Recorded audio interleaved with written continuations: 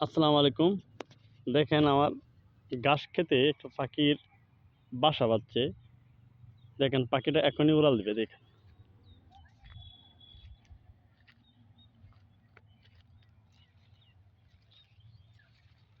পাখিটা চলে গেছে আগেই দেখা যায়। পাখির বাসাটা আসলে কয়টা ডিম আছে দেখি। দেখেন কয়টা ডিম।